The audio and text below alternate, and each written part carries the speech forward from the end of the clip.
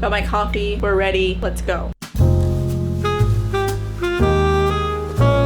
Hey guys, welcome and thank you so much for being here. Glad you could make it because we only do this once a week, so why not, right? So as I mentioned in my previous video, and if you haven't watched that, you can watch that right now and then come back to this video. But as I mentioned, my husband and I are celebrating our first year anniversary soon, so I decided I wanted to do a few videos on weddings and marriage and all that stuff. So I hope you enjoy this one. Maybe it's useful information now, or maybe it'll be useful in the future. So let's just dive right into today's video. So for this video, I'm not going to talk about how to plan your wedding in 5 months because I know there are couples who have done it in less time. I'm not going to talk about our strategy or what you should accomplish first. I don't think we got it all done on time because we had a to-do list or a plan. We did have those, and yes, they did help a lot, but I feel like what was more helpful to us as a couple while planning this once-in-a-lifetime event was our synergy. Synergy!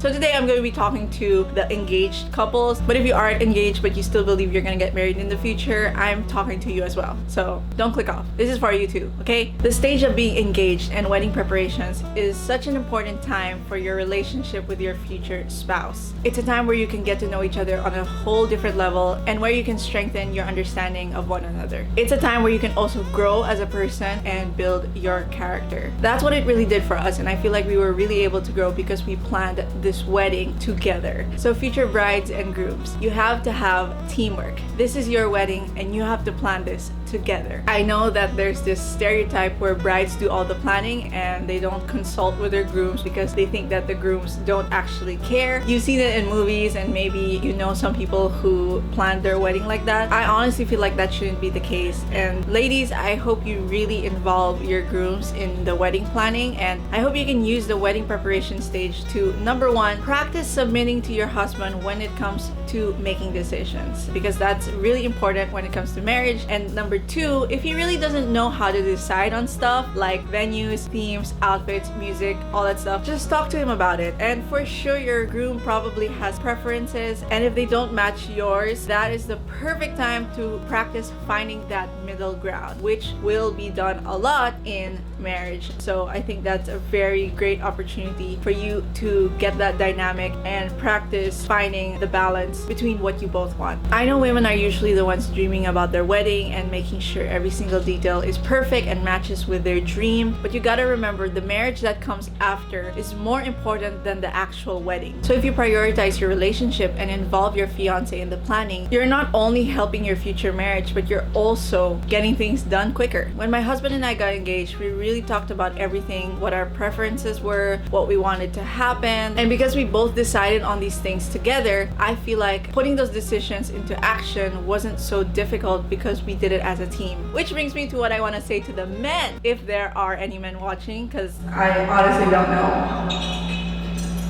Men, if you plan on proposing or you've already proposed, you gotta be committed to planning this wedding too. Again, I feel like there's this stereotype where people make it look like men just don't care, or planning isn't their forte, or they just want their bride to be happy, so they just let the bride do whatever they want. But dude, you know, if you propose or you plan on proposing, you gotta do this side by side with your fiance. Get involved in the planning, even if it isn't your forte, even if you can't tell the difference between this color and this color, or you don't mind getting this venue or that venue, just be there for the decision making. Like I said, it is a time for growth. Take this time to practice leading your future wife, deciding things together, making sure everything works around the budget, because it literally is a foreshadow of what is going to happen in marriage. Now, some men might say, I don't want to get involved because we're just gonna argue. Hold up.